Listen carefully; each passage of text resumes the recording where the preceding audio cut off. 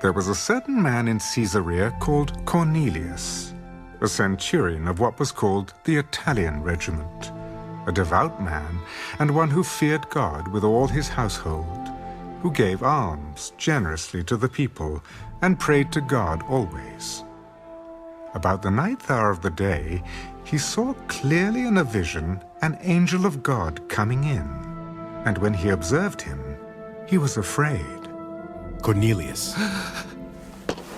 What is it, Lord?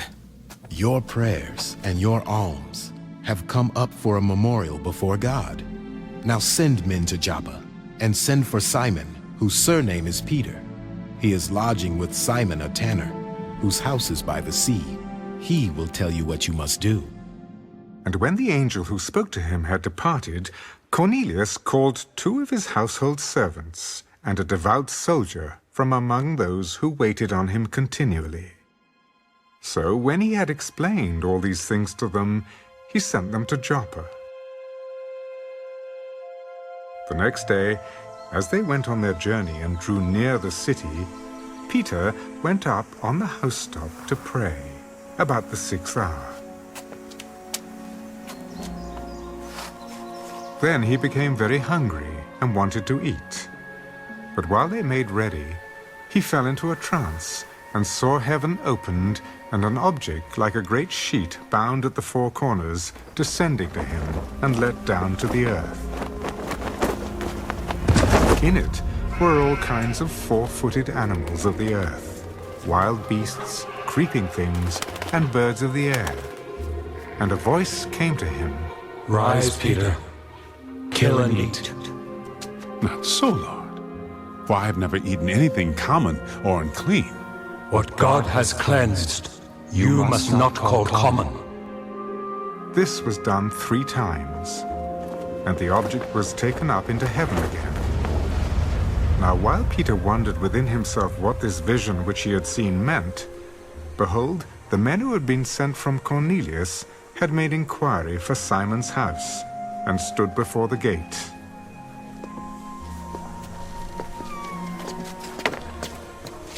And they called and asked whether Simon, whose surname was Peter, was lodging there.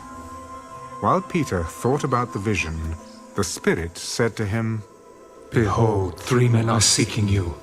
Arise, therefore, go down and go with them, doubting nothing, for I have sent them. Then Peter went down to the men who had been sent to him from Cornelius. Yes, I'm he whom you seek. For what reason have you come?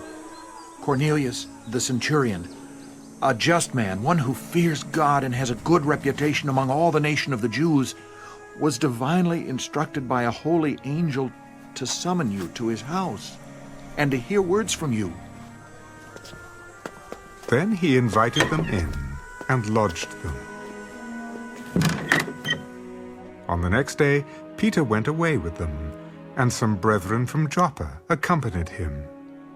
And the following day they entered Caesarea. Now Cornelius was waiting for them, and had called together his relatives and close friends. As Peter was coming in, Cornelius met him, and fell down at his feet and worshipped him. But Peter lifted him up. Stand up. I myself am also a man. And as he talked with him, he went in and found many who had come together. Then he said to them, You know how unlawful it is for a Jewish man to keep company with or go to one of another nation. But God has shown me that I should not call any man common or unclean. Therefore I came without objection as soon as I was sent for. I ask then, for what reason have you sent for me? 4 days ago, I was fasting until this hour. And at the 9th hour, I prayed in my house, and behold, a man stood before me in bright clothing and said, Cornelius, your prayer has been heard, and your alms are remembered in the sight of God. Send therefore to Joppa and call Simon here, whose surname is Peter. He is lodging in the house of Simon, a tanner, by the sea. When he comes, he will speak to you. So I sent to you immediately, and you have done well to come.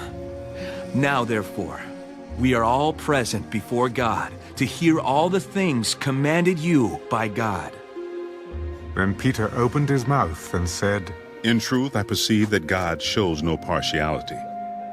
But in every nation, whoever fears him and works righteousness is accepted by him. The word which God sent to the children of Israel, preaching peace through Jesus Christ, he is Lord of all. That word you know, which was proclaimed throughout all Judea, and began from Galilee after the baptism which John preached, how God anointed Jesus of Nazareth with the Holy Spirit and with power, who went about doing good and healing all who were oppressed by the devil, for God was with him. And we are witnesses of all things which he did both in the land of the Jews and in Jerusalem, whom they killed by hanging on a tree. Him God raised up on the third day, and showed him openly, not to all the people, but to witnesses chosen before by God, even to us who ate and drank with him after he arose from the dead. And he commanded us to preach to the people, and to testify that it is he who was ordained by God to be judge of the living and the dead. To him all the prophets witness that, through his name, whoever believes in him will receive remission of sins. While Peter was still speaking these words, the Holy Spirit fell upon all those who heard the word.